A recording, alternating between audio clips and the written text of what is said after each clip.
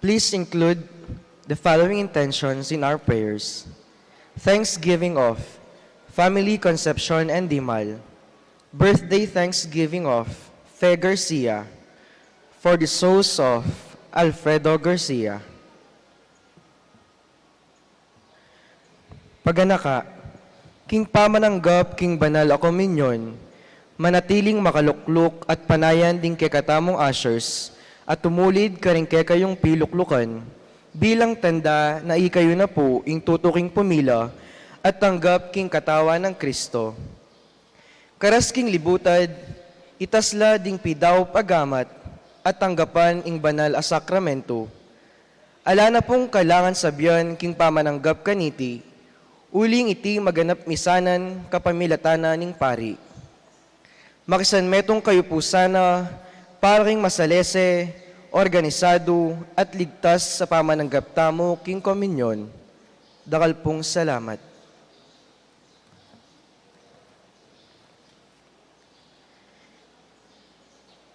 Please all kneel and let us pray the Oratio Imperata against COVID-19. In the name of the Father, and of the Son, and of the Holy Spirit. Amen. All together, merciful and compassionate Father, we confess our sins, and we humbly come to you to find forgiveness and life. We come to you in our need to seek your protection against the COVID-19 virus that has disturbed and claimed many lives. We ask you now to look upon us with love, and by your healing hand, dispel the fear of sickness and death, restore our hope, and strengthen our faith.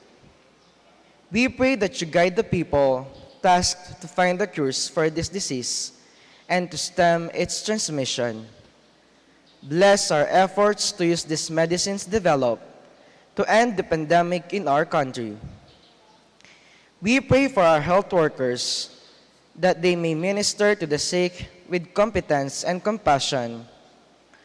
Grant them health in mind and body, strengthen their commitment, protection from the disease. We pray for those afflicted.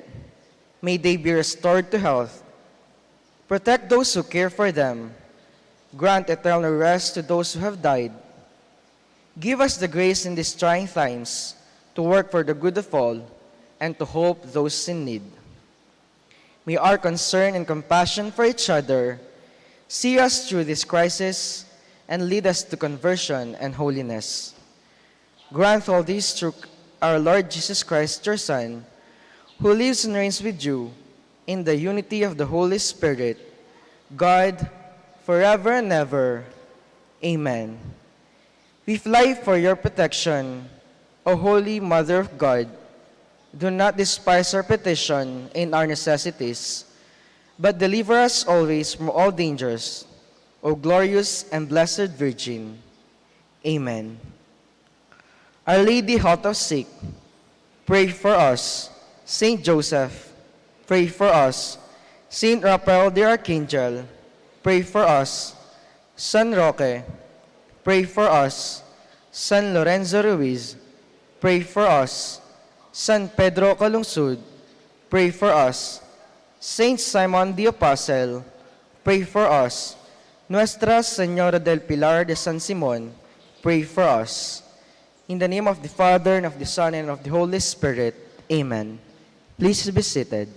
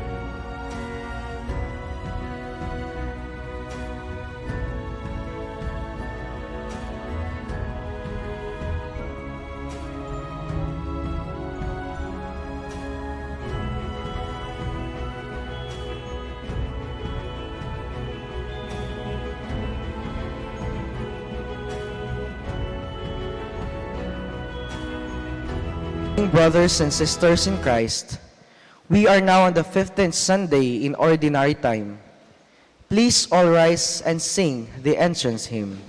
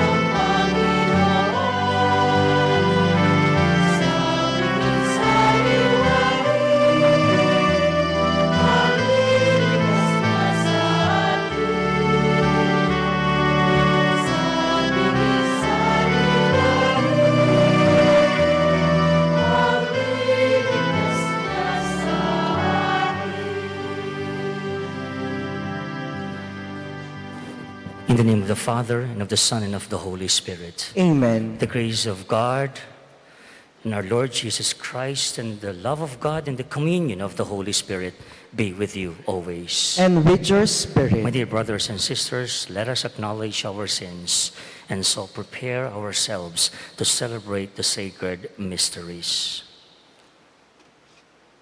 You were sent to heal the contrite of heart. Lord, have mercy. Lord, have mercy. You came to call sinners.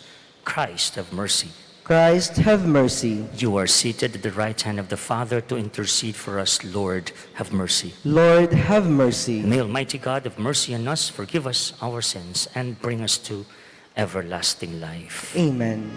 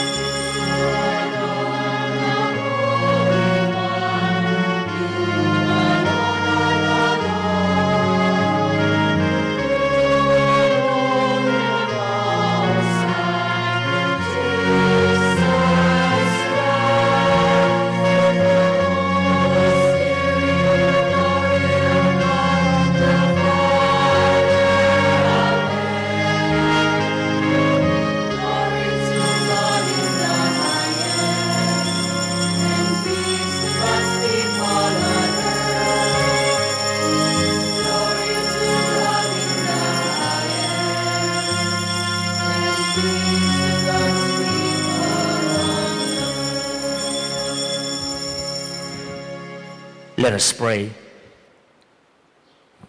O God, who show the light of your truth to those who go astray, so that they may return to the right path, give all who, for the faith they profess, are accounted Christians, the grace to reject whatever is contrary to the name of Christ, and to strive after all that does it honor.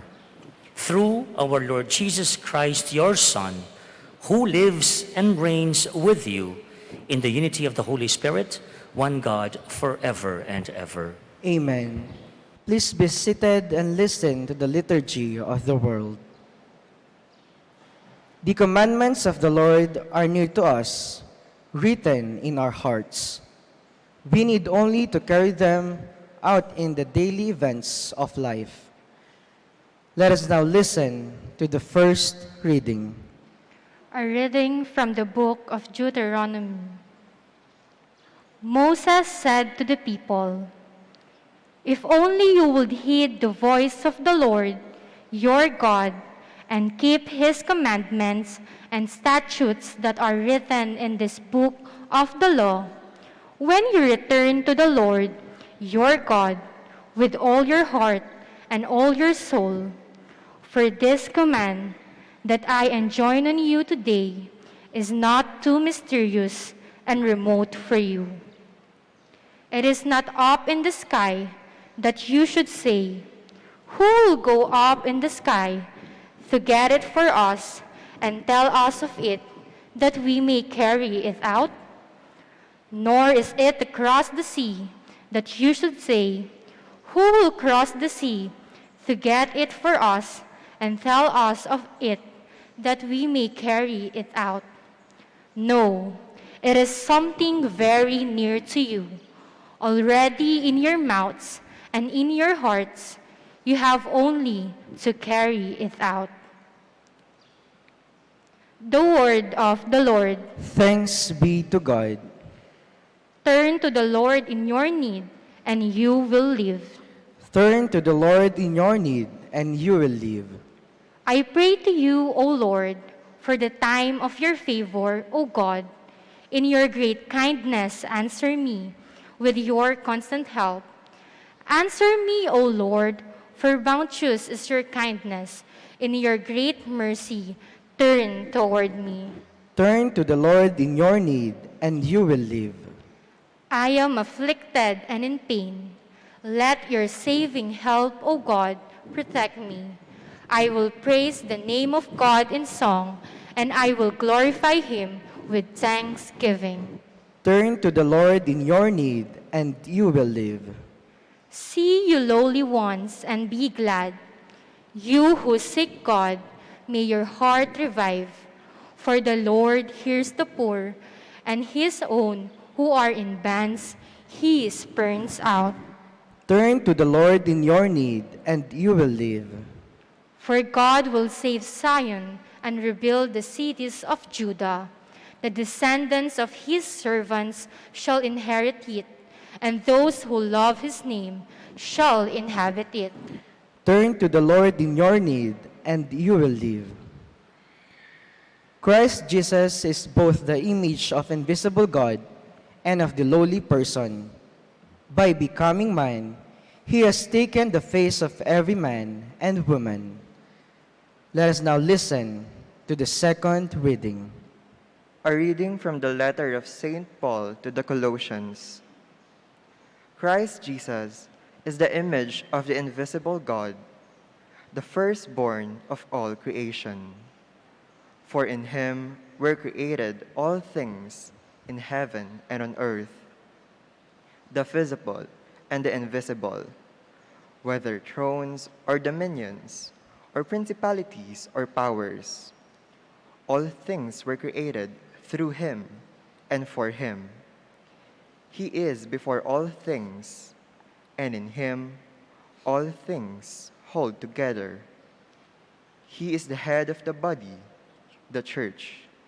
He is the beginning, the firstborn from the dead, that in all things he himself might be preeminent. For in him all the fullness was pleased to dwell, and through him to reconcile all things for him, making peace by the blood of his cross through him, whether those on earth or those in heaven. The word of the Lord. Thanks be to God. Please all rise to honor the Holy Gospel.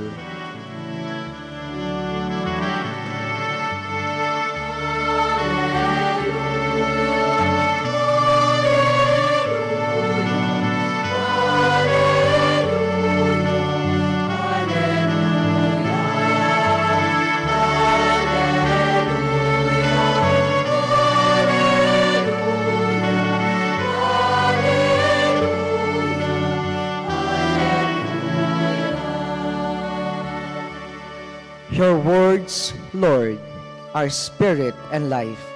You have the words of everlasting life.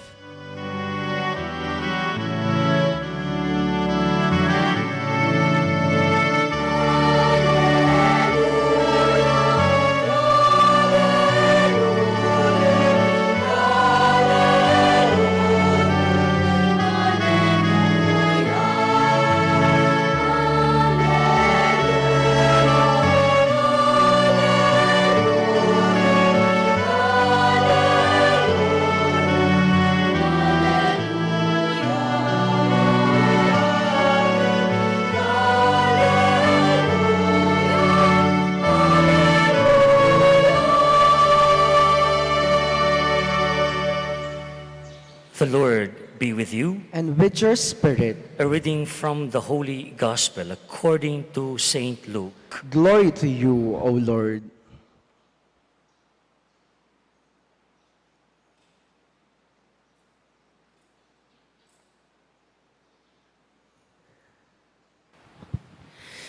There was a scholar of the law who stood up to test Jesus and said, "Teacher, what must I do to inherit eternal life?" Jesus said to him, "What is written in the law? How do you read it?" He said in reply, "You shall love the Lord your God with all your heart, with all your being, with all your strength, and with all your mind, and your neighbor as yourself." Jesus replied to him, "You have answered correctly. Do this, and you will live." But because he wished to justify himself, he said to Jesus, "And who is my neighbor?" Jesus replied, "A man fell victim to robbers as he went down from Jerusalem to Jericho. They stripped and beat him and went off, leaving him half dead. A priest happened to be going down the road, but when he saw him, he passed by on the opposite side. Likewise, a Levite came to the place, and when he saw him, he passed by on the opposite side. But a Samaritan traveler who came upon him was moved with compassion at the sight. He approached the victim, poured oil and wine over his wounds, and bandaged them. Then he lifted him up on his own animal, took him to an inn, and cared for him. The next day he took out 2 silver coins and gave them to the innkeeper with instruction, "Take care of him. If you spend more than what I have given you, I shall repay you on my way back." Which of these 3, in your opinion, was neighbor to the robber's victim? He answered, "The one who treated him with mercy." Jesus said to him, "Go and do likewise." Sisters and brothers, the good news of our salvation. Praise to you, Lord Jesus Christ. Please be seated and listen to the homily. Let me begin with this question. What really is the purpose of life? What's the purpose of life? I'm very sure you will agree with me if I say, walang kwentang buhay natin dito sa mundo kung hindi ito hahantong hanggang sa buhay na walang hanggan. Can I get an amen to that? Yes. O iting pagnasan tamo, iting pangarapan tamo. And that's exactly the question of the scribe, the teacher of the law to Jesus at the beginning of the gospel. Listen again. Teacher, what must I do to inherit eternal life? Salvation is not something automatic. Yeah? Hindi ibig sabihin nagsisimba ka. Hindi ibig sabihin katoliko ka. Hindi ibig sabihin pari ka. Hindi ibig sabihin lekkom ka. Hindi ibig sabihin ikaw ay lingkod sa simbahan, automatic, diretso tayo sa buhay na walang hanggan. Hindi. What Jesus is saying, his answer to the scribe is, you have to do something. You have a participation. Salvation is something automatic. You have to earn it. Kailangan meng panigobran. Ito po yung makasentro king kaya katang ebanghelyo ngayon. Jesus used a very famous parable. The parable of the good. Sorry? Yun. Isa sa mga popular na talimhaga sa ebanghelyo ni San Lucas. It speaks about a stranger, isang dayuhan, who shows goodness and kindness to a person in dire need. Yun ang synopsis or summary ng ebanghelyo. Kwento ito ng isang dayuhan na nagpakita ng awat habag sa isang taong nangangailangan ng tulong. Now, you're getting an idea, the formula to inherit eternal life. But wala pa tayo doon. Now, while the parable is simple and easy to understand, okay? It exposes the irony of how those who know the commandments are also those who shun its observance. Bakit kung sino pa ang may alam sa batas, sa kautusan, ay sila pa ang hindi gumawa nito. The priest, for example, nakakahiyaman, di ba? Sabihan nyo kanyan, pariya pa mo. And the Levites, you know, during the time of Jesus, they are considered to be religious elite. The priest who serves in the temple, like me. The Levites are perhaps the servers. Siguro, like coming metong, or EMDC, or choiria, or komi, or ushers and greeters. They are considered to be religious elite. Now, sila yung ginamit na halimbawa ng ating Panginoon sa ating ebanghelyo. This religious elite of the time who are supposed to have been well-versed in the law of Moses. Expectedly, because they're church servants, they know the law of Moses. And that should be something that is part and parcel of their life. The law of Moses that we are talking about here, sisters and brothers, which can be summed up by love. Summarize mo raw ang batas ni Moses or the law that they know during the time of Jesus. Sum it up with one word, love. Lugod. The law of Moses, which can be summed up by love, commands our love for God and love of one's neighbor. Parang kailangan pa bang memorize yan? Aduhaya mo, aspeto, ingkautusan, ni nga pong Ginoo. This is what we call the double commandments of love.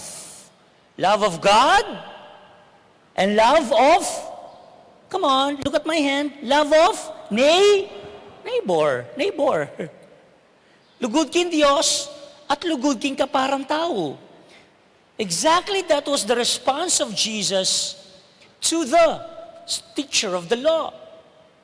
Nanuwaring masasabi kayong kautusan nga na, luguran mo yung kaya kang Diyos, bla bla bla, at yung kaya kang kaparang tao. Very good. You have answered it correctly nga ng mga yan. Do this and you will live nga na. This law,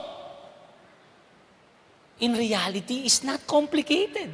Ako pindan din, kailangan pa bang memorize yan? Anong hindi maliwanag doon? Lugod king Diyos at lugod king kaparang tao.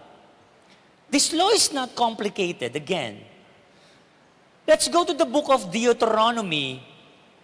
The first reading, in fact, tells us that the Lord's law, and I quote the book of Deuteronomy, nabasa na to kanina, is not mysterious, is not remote. Ito pa yung maganda, it is not there up in the sky, nor is it something that lies across the sea. Impatasay ni, ina man na tsuking banwaye, ina man na tsuking kabilang dagat. It is something, listen, that is very near you. It is already in your mouths. It is already in your hearts. Hoy! Hoy! Itong patas na ito, ay nasa iyo na. Nasa puso mo na to. Nasa bibig mo na to. Deuteronomy chapter 30, verse 12 and 13. Okay? However, Deuteronomy also tells us that the law makes sense only when we observe it. The book used the word carry it out. Nagkakaroon lamang ito ng kahulugan kapag ito ay naisa sa buhay, hindi lamang sinasabi. Doon pa lang nagkakaroon ng kahulugan ito. Ergo, the formula that Jesus is giving, the scribe, the teacher of the law, you want eternal life? Bisa kang may kabiyalananga? Hindi sapat na alam mo ang kautusan ng Diyos. Kailangan ito'y isa puso. At higit sa lahat, kailangan ito'y isa buhay. I remember my message during the 500 years of Christianity. Kinunahan ako ng mensahe ng SOCOM. It was actually posted in our Facebook page. And I adopted the phrase, hindi lamang sana tayo Kristiyano sa isip, hindi lamang sana tayo Kristiyano sa salita, kundi dapat tayo Kristiyano sa mahina, gawa. Hindi sapat na alam mong batas. Sa ulo mo, nandito lang siya. Kailangan ito ay may sa buhay. Sisters and brothers, Jesus, in today's gospel, underlines these two aspects of our relationship with the law. That of knowing, one, and that of observing. Kuha nyo? Knowing, sabihin nyo, knowing and observing. Yun yun. Hindi sapat na knows mo siya, na alam mo. Kailangan ito'y naisa sa buhay. Mas gusto ko sa Kapampangan, patutuanan niyo king kay katamong pami biye. He told the scholar of the law who wanted to test him, you have answered correctly, knowledge of the law. Very good. Balo mo pala yung batas. Do this, and you will live. Observance of the law. Ikuhaya po? O ito? Kalino ng kalino. Balo, nung nanong niya pamalino pa rin. Now, palalaman tayo kayong ginamit ng talimaga ni nga pong Ginoo. The parable of the Good Samaritan. The parable also shows how the law can be known and understood, yet remain unobserved. Alam niyo yung, balo mo na pala. O ba't mo gawa? O taliwa yung gawa mo? That irony. The priest, sabi ko nga, nag-aalangan ko mang sabihin, kasi it's It's ouch. Ang sakit kaya, pari at yung Levita in the parable failed to show compassion and love for the man who was in need. Nung nino pa, amo kanyan. Dahil sanang pepakit lunus, ganaka, kitang biktima, kitang makalunos-lunos sa tao, ilapang pepakit malasakit. Anong ginawa nila? Anong ginawa nila? The problem is, wala silang ginawa.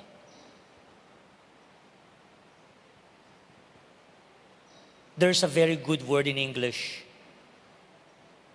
Their indifference. You get it? And their lack of love and compassion is interpreted as their failure to observe the law. Pope Francis said once, the opposite of love is not hatred. You know the opposite of love? Indifference. Mas masakit siya kayong Kapampangan. Kaya lang, pakialam. One word, keber. Pakialam ko. Ikit dan ing tao. Halos meten sugatan. Use your imagination. For whatever reason, iniwasan. Walang ginawa. They failed to observe the law. They only know it. But they were not able to apply and live it out. On the other hand, the Samaritan, who is the bida, who is presented as the hero in the gospel, took pity on the man. May lunos siya. Kinahabagan ang tao. And hindi lang kinahabagan. Hindi natapos sa, makakalunos siya. Rugona, milyari kaya. He did more than that. He walked extra miles, so to speak. He cared for him. How did he do that? He approached the man, poured oil and wine over his wounds, and bandaged them. Hindi pa tapos. He lifted him up on his own animals,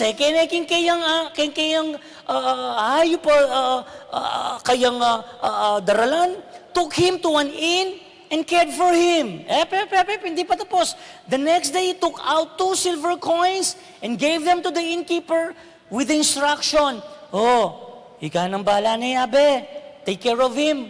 Anong ating ko pang utang, balikan da ka. I shall repay you on my way back. Wow! Lodi! Opposite sa unang dalawang nakakita na wala man lang ginawa sa taong ito.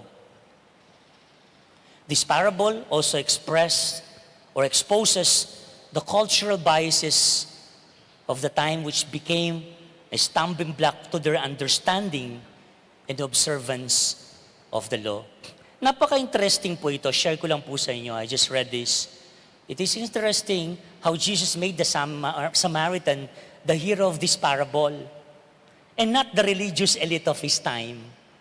Bakit hindi ang ginawang bida yung pare o kaya yung Levita?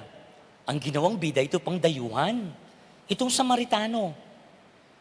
Samaritans were considered during the time of Jesus as strangers. And they have a long history of animosity against Jews. Daw po kasundo ng Hudyo. They're outsiders. They're nobody in the eyes of the Jews. They're strangers. Yet, it is this stranger who demonstrated what the law of the Lord demanded. You see that? Some commentators daw po believe that the Samaritan's real identity there's a twist. The real identity of the Samaritan is Jesus himself. The Samaritan somehow is the figure of Jesus himself. Like the Samaritan, Jesus too was a stranger, a man who was rejected because of people's prejudice on him. Like the Samaritan, Jesus took pity, was deeply moved by mankind's unfortunate condition. Like the Samaritan, Jesus gave everything he had in order to restore mankind's well-being. I can't agree enough with the commentator that the Samaritan portrayed in the gospel is no other than Jesus himself. In conclusion, sisters and brothers, this parable highlights the centrality of love and compassion in the law of the Lord. You get it? O yan yung makasentro. Lugod at pakalulu, mas mata siya king nanumang batas. Minsan ting kundimdam, migsalita, a moral theologian. And I can't agree enough with this person, with this theologian. Sabi niya, sometimes, minsan, palaging makahusto ka. Impagnasan, alwa mo itang husto ka. Impagnasan, itang mayap ka. Sometimes you can be right, but you're not good. Sometimes you're so obsessed with the rules and regulations, with the guidelines and policies. There's nothing wrong with that. Even Jesus said, I came not to abolish the law, but to observe the law. But remember that the law is not just about the letter of the law. It is the spirit of the law. The law is always at the service of the people. Ikwaya po, lugod at pakalulu. Pamanyap at mayap. Mo palaging makahusto. Nune dapat kayapan. Impag na santamo, uling yan. Impag na sani nga pong ginukya katamo. Yan, ingdalan, papunta, king, kaligtasan. Ultimately, as part of our conclusion, the commandments of the Lord should make us grow in love, should transform us into loving persons who are sensitive to the needs of others, most especially those who are helpless and weak. Meron pa pong hindi maliwanag doon.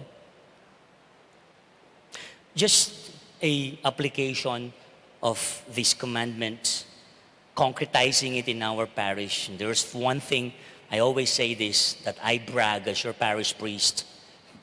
Kinkiakatang parokya, konkretong puweba, ingitamo, tapatamo, kinkautusan nga pong Ginoo, pag nasantamo ito. The presence of the different programs in our parish.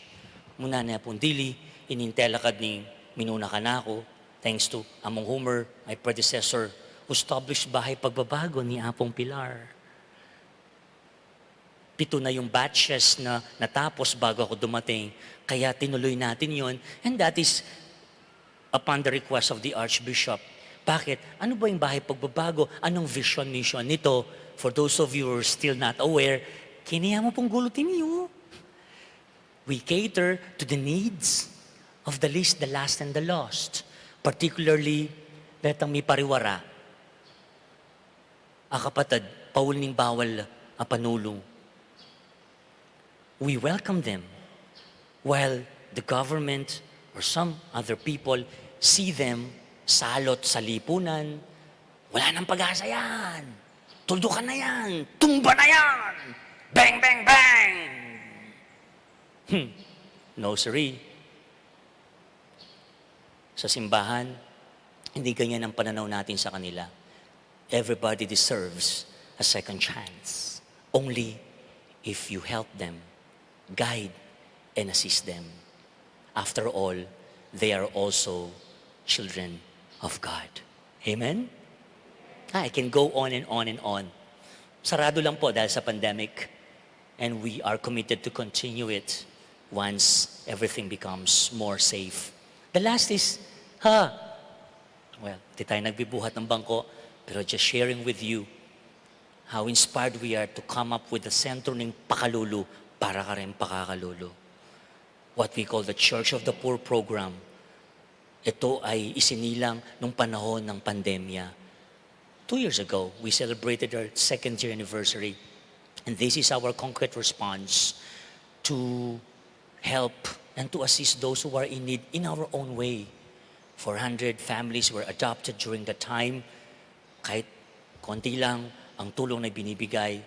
At people were so appreciative with the effort of the church, at least to reach out, naalala sila sa panahon ng pandemya. On top of what the government is giving them, ang simbahan ay nandun para maging katuwang sa pagtulong sa mga lubos na nangangailangan noong panahong yun. And up to now, we have more than 100 beneficiaries of the Church of the Poor program, which we cater regularly. We give ayuda still. And nag-branch out yan. We have soon, we'll open the counseling, free counseling session soon. And then, nagsanga, we experience baha, Typhoon Ulysses. Ang sentro ng Pakululu ay naging sentro para tulungan ang mga biktima na salanta sa baha. You remember the community pantry, etc., etc. Sisters and brothers, the parable poses us a challenge. The challenge is for us, like the Good Samaritan, to always strive to do good to our neighbor. And who is our neighbor? Anyone who is in need is our neighbor. Ito po yung susi, daan, papunta sa buhay na walang hanggan. Hindi sapat na alam mo ang batas. Kailangan ito'y naisa sa puso at naisa sa buhay. Jesus, let me grow in love. Help me become sensitive to the needs of others, especially those who are weak, especially those who are helpless. Amen. Let us profess our faith. I believe in one God, The Father Almighty, maker of heaven and earth, of all things visible and invisible. I believe in one Lord Jesus Christ, the only begotten Son of God, born of the Father before all ages, God from God, light from light, true God from true God, begotten, not made, consubstantial with the Father. Through him all things were made. For us men and for our salvation, he came down from heaven, and by the Holy Spirit was incarnate of the Virgin Mary and became man. For our sake he was crucified under Pontius Pilate. He was suffered death and was buried, and rose again on the third day in accordance with the Scriptures. He ascended into heaven and is seated at the right hand of the Father. He will come in glory to judge the living and the dead, and his kingdom will have no end. I believe in the Holy Spirit, the Lord, the giver of life, who proceeds from the Father and the Son, who with the Father and the Son is adored and glorified, who has spoken through the prophets. I believe in one holy, Catholic, and Apostolic Church. I confess one baptism for the forgiveness of sins, and I look forward to the resurrection of the dead and the life of the world to come. Amen. We pray to you, Father, that we may learn to imitate your unconditional love as depicted in the parable of the Good Samaritan. In every petition, let our response be, Lord, teach us to love like you. Lord, teach us to love like you. May the ministers of the Church, Pope Francis, bishops, priests, and deacons, not only speak about love, but be compassionate and loving, so that after preaching to others, they too may experience the gift of redemption. We pray. Lord, teach us to love like you. May government officials not only focus on administering the basic services of government to the community, but also design and implement programs that would improve the living conditions of all citizens. We pray. Lord, teach us to love like you. May those whose profession is to help the sick and the needy, doctors, nurses, social workers, be strongly motivated by gentleness and love for those whom they render service. We pray. Lord, teach us to love like you.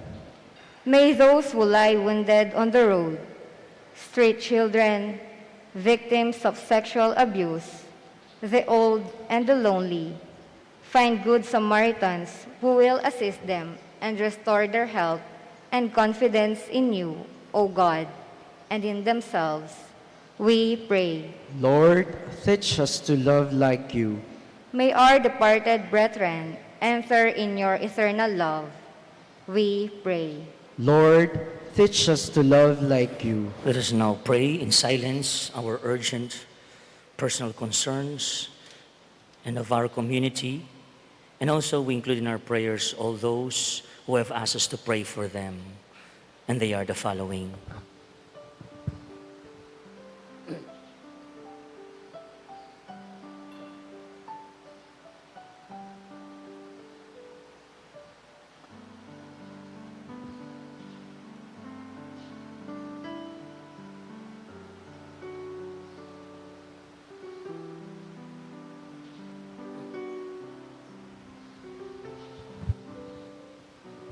Father of all mercies, we come to you with praise and gratitude for your loving concern.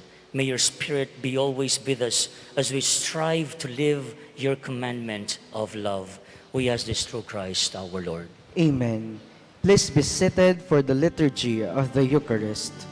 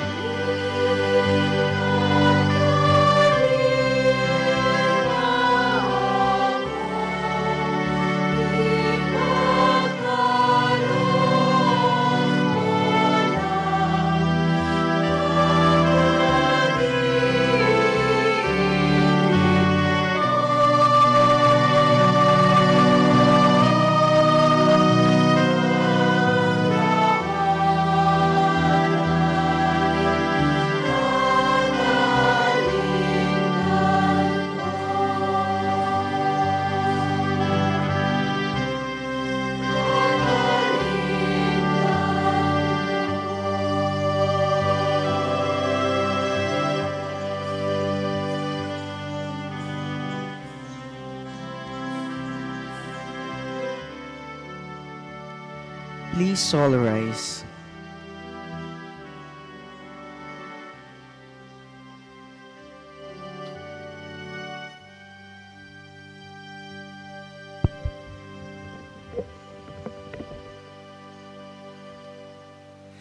Pray, brethren, that my sacrifice and yours may be acceptable to God, the Almighty Father. May the Lord accept the sacrifice at your hands for the praise and glory of his name, for our good and the good of all his holy church. Look upon the offerings of the church, Lord, as she makes her prayer to you, and grant that when consumed by those who believe, they may bring ever greater holiness.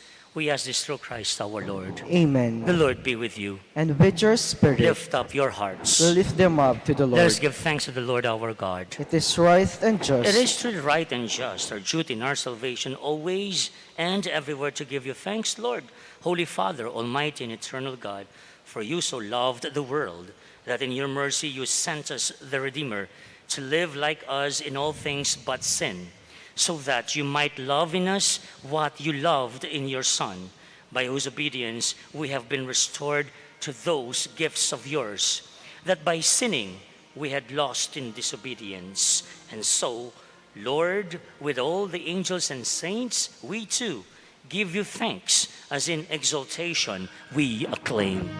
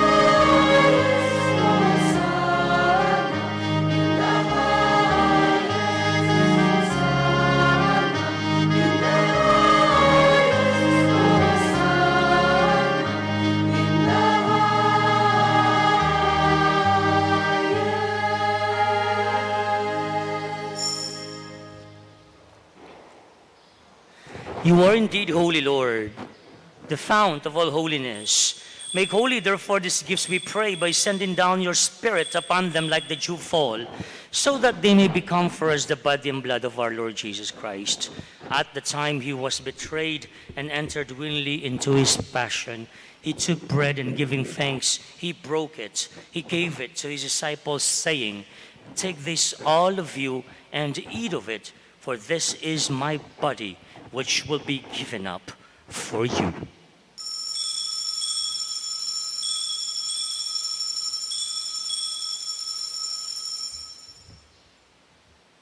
In a similar way, when supper was ended, he took the chalice, and once more giving thanks, he gave it to his disciples, saying, "Take this, all of you, and drink from it, for this is the chalice of my blood, the blood of the new and eternal covenant, which will be poured out for you and for all, for the forgiveness of sins. Do this in memory of me."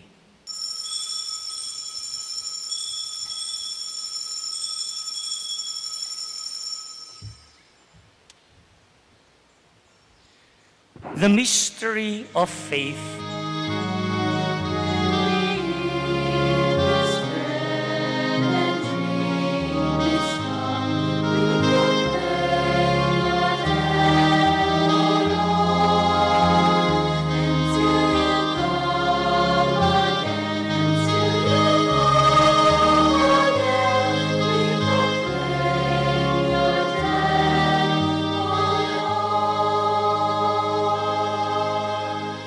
Therefore, as we celebrate the memorial of his death and resurrection, we offer you, Lord, the bread of life and the chalice of salvation, giving thanks that you have held us worthy to be in your presence and minister to you. Humbly we pray that, partaking of the body and blood of Christ, we may be gathered into one by the Holy Spirit. Remember, Lord, your church spread throughout the world. and bring her to the fullness of charity, together with Francis, our Pope, Florentino, our Archbishop, and all the clergy. Remember also our brothers and sisters who have fallen asleep in the hope of the resurrection, and all who have died in your mercy. Welcome them into the light of your face. Have mercy on us all, we pray, that with the Blessed Virgin Mary, Mother of God, with Saint Joseph, her most chaste spouse, with the apostles and all the saints who have pleased you throughout the ages, we may merit to be co-heirs to eternal life, and may praise and glorify you through your Son, Jesus Christ. Through him, with him, in him, O God, Almighty Father, in the unity of the Holy Spirit, all glory and honor is yours forever and ever.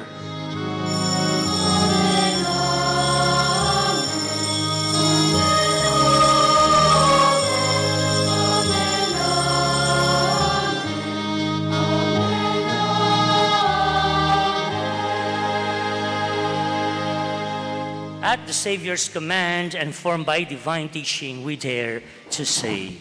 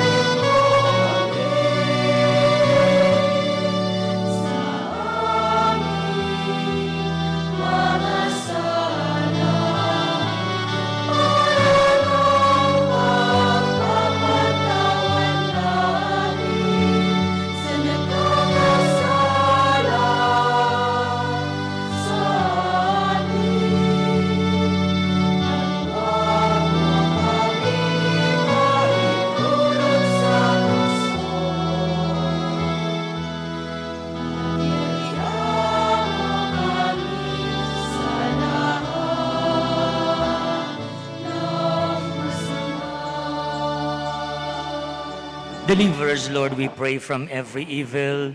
Graciously grant peace in our days, that by the help of your mercy, we may be always free from sin and safe from all distress, as we await the blessed hope and the coming of our Savior, Jesus Christ.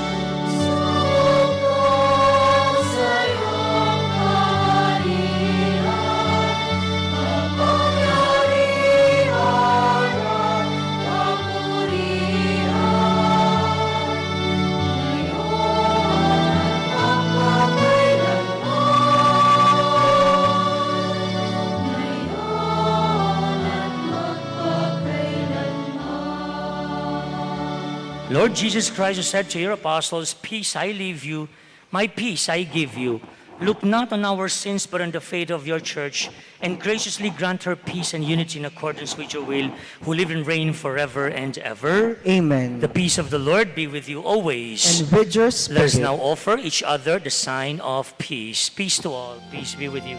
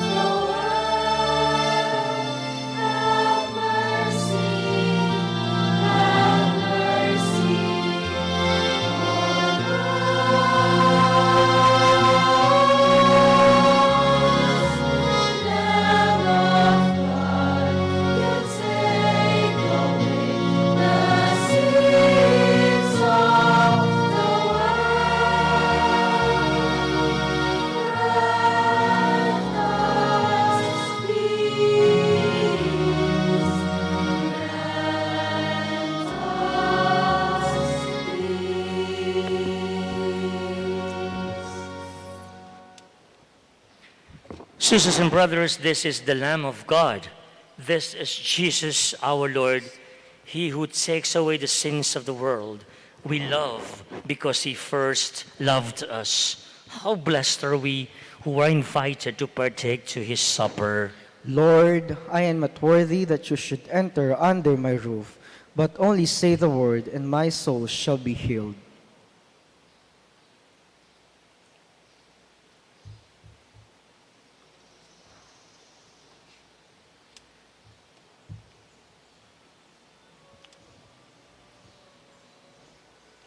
Please all stand.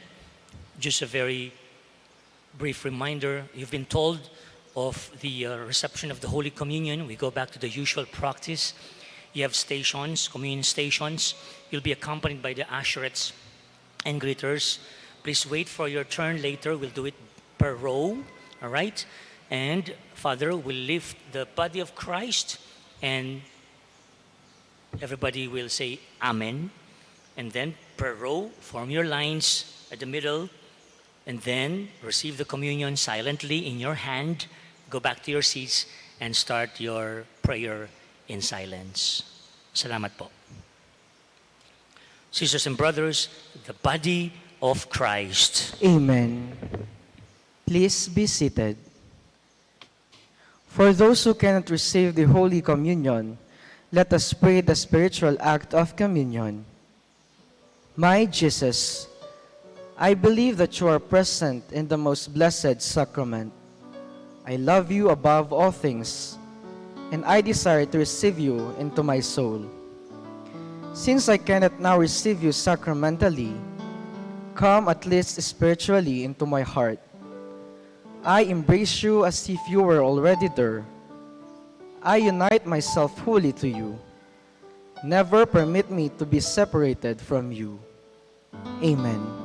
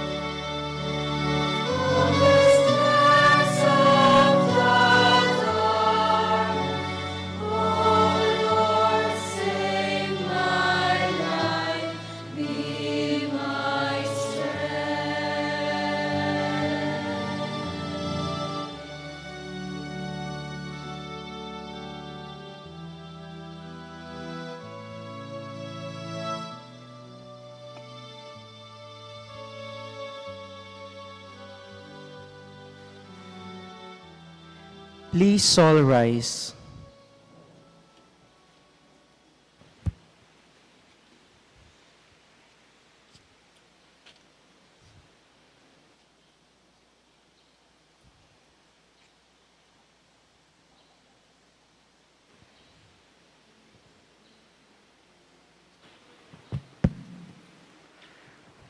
Let us pray.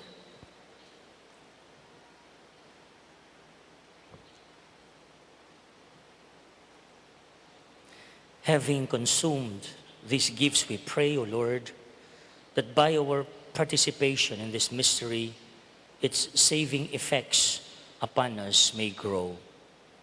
We ask this through Christ our Lord. Amen. Visited, sisters and brothers, manyad ko pong minuto pa kayo, pangadi at yabetala ka rin kaya katampong pandanangin, habang saksyan tamo, ing pamananggap, karinting bayong miyembro ng lectors and commentators. Walula po, iba't karing miyayaliwang chapels. Yabetala po, karing kaya katang pangadi, habang gagampan ng taming rito, ng pamananggap karing miyembro. Ngani po saksyantaya ing rito ning pamananggap anting bayong membro ning lectors and commentators. Ausentaya po ngani ing coordinator na ning lectors and commentators, Sister Delia Cunanan Carlos, bani presentar ing bayong membro ning lectors and commentators.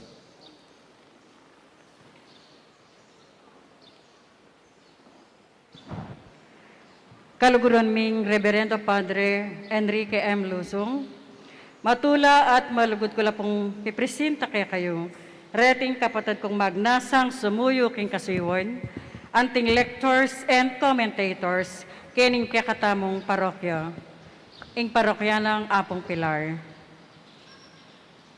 Pia D. Agbuya from San Pedro, Rogel Gutierrez Batu from San Pedro, Vice Cunanan Bolaños from San Pedro, Rhea Aloro Malonzo from San Pedro, Melwin Jake Alfaro Mangahas from Santa Cruz, Aaron Aldrich Vega Simbulan from San Pedro, Fernando Jose Simbulan Morales from San Miguel, and Micaela Sichon Pasio from San Isidro.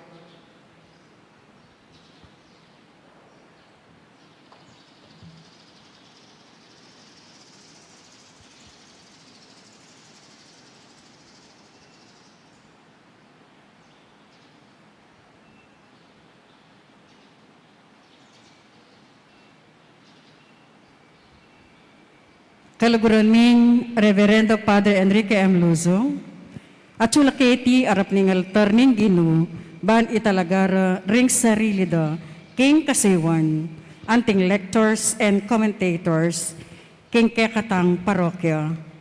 Anyawaran mi po, ing tanggapan nyo la, reting kaya kaming kasiwan. Kaluguran kong lectors and commentators at syuko ngeni keti, pang pakibatan nyo lang mitnong katapatan ding makatuking kutang. Ikayong may talagang lectors and commentators ng parokya, makasadya at mangako kayong ibiyeyo in kong sarili, oras, kagaywan, para king kasiwan king palayaning Diyos, kapamilatan ng pamipasyag ka rin kayang amano. Makasadya at mangako kayong maging tapat, karing tungkulan yu at sunduing parasan iting kasiwan at gawang metong nga komunidad Kristiyana. Makasadya at mangako kayong yubugye in kong sarili at biyayan ring amano ng Ginoo bang maging alimbawa na kayo ng komunidad king pamibiyebe Kristiyano king kasalpantayanan at asal. Ngani po saksyanta mo yung pamagbendisyon karing simbolo king pangatalaga ding commentator pins. Manalangin tamo, oy paming at syubano, pinili mo keng maging pakamalan mong kalbalayan at tinipon mo kami mibiyebe kilub na niting parokya. Ikatula mo sana yung sablaming pamagmalasakit, pamaglugod at pamanyuyo, king kekeng pamanyamba, kararaptanan at amano. Ipabal mo yung kekang bendisyon, krating simbolo ning pamanyuyo darening commentators. Maging instrumento las po sana king kapag malasakitan at maya papamirapat. Parati la sana maging maya pabalita karing sablang tawong akakatabmuda. Ang tabayanan mo, ing karelang pangimut, king sala ning kiyakang espiritu, at sa upan mong magobra para king kiyakang ikarangal at ikaligaya, para king kasaplala ning kabilugan mong balayan. Itinanadon mi king kapamilatan ng Kristong ginumi. Amen. Ngayon po saksyan tamo yung paming pasulod kareng pins, agkatan ko la pong munta kayong altar, ding bayong membro ning lectors and commentators.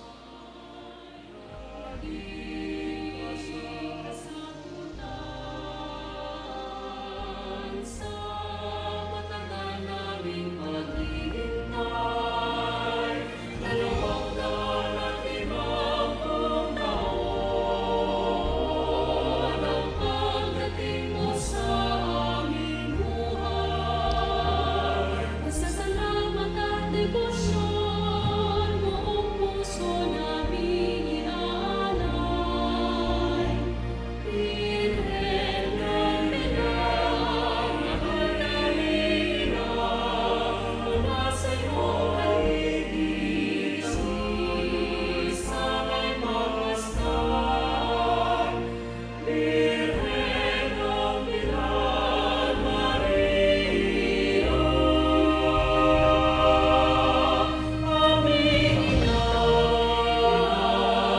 Kami ay tamlaman patungo sa aming kaligtasan. Malyari tanga la pong sinjan ding kaya katamong kandila, bat king kandila ning Pasko. Bawat sandali ng paghihirap at kalungkutan, tulong mo'y aming pahinga. Osan kay pongeni ni Brother Aaron Aldrich Vega Simbulan para panimunan ing panalangin ning lektor.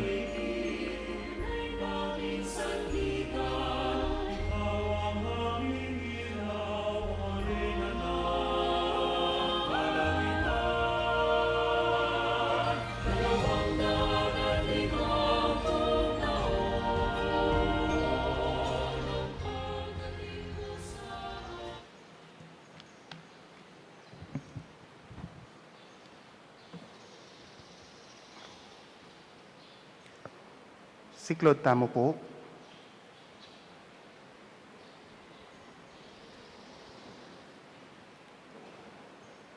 Panalangin daring commentator and lectors. Ligaya at kapuryan keka o Ginu, ika ing Diyos mi, hari ning sablang lelangan, misamban ning banal mong lagyo, ngenit man anggaman kapilan.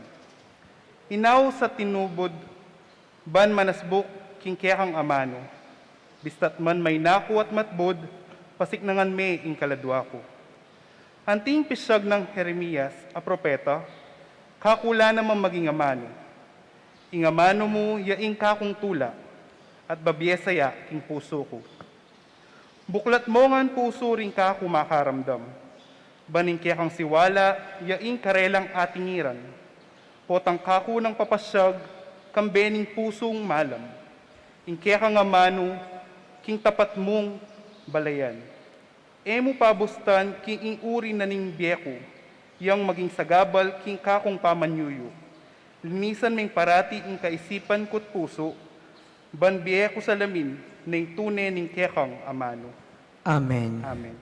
Kapatid kong bayong lectors and commentators, ay ko sana mga lingwan maging tapat king masusi yung pangako, king altoyti, at bendisyon na kay ning Diyos sa may paing tutuo kilagyo ng ipa, ampoy ng anak, amponing banal na espiritu. Amen. Pagkatag kong talakad, ding bayong inducted members of the lectors and commentators, marap kayo, karentawo, kapatid, anting tanda, ning kaya katang pamananggap, karela, king kaya katang komunidad kristyana, at ngini king kaya katang paroyo ko din ang talapong masika na palakpangan, the 8 new members of our lectors and commentators. Congratulations kaya kayo. Tulong mo'y aming pahinga. Apinan po nga manu, God is good all the time. God is good. Yapi na po rin taulita mong inindak members ka rin miyayaliwang religious mandated organizations. Few weeks ago, we started with the KBS, more than 50, COMI, more than 40, Ashrets and Greeters, more than 20, and then we have EMDC, and then we have choir this morning, and then today we have our new lectors and commentators. Magrasya at mabungaya po patutu ing mabiying kasalpantayan king parokya tamo with all these new members of the religious mandated organizations. Palakpapantala po rening mi talaga. Yabe tala po rin kaya katampan na lang. But of course, nung atin pong bisang makiyabe, kareting organizations, makabuklat siya po yung pasbol ng parokya.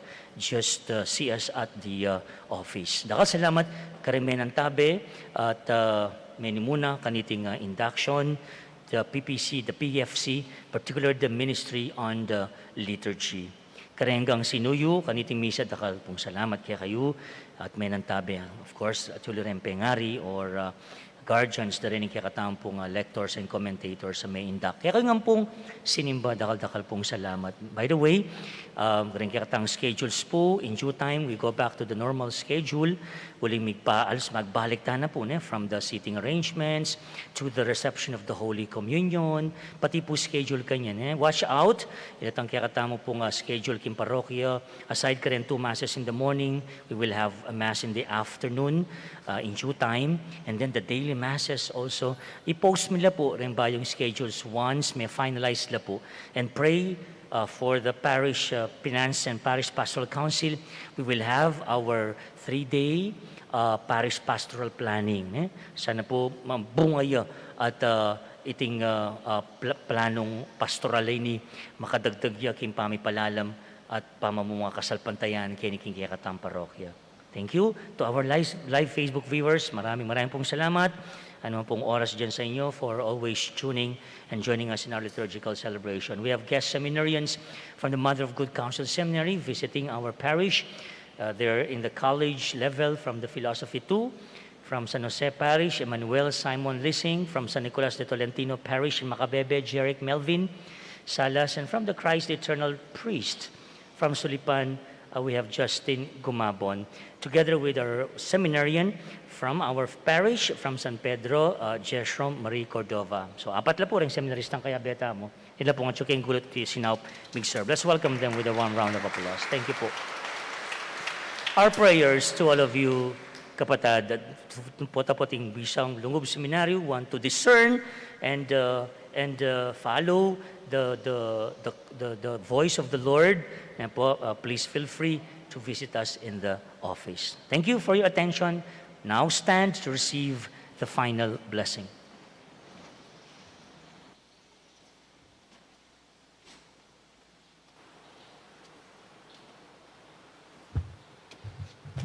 The Lord be with you. And with your spirit. Bow your heads and pray for God's blessing.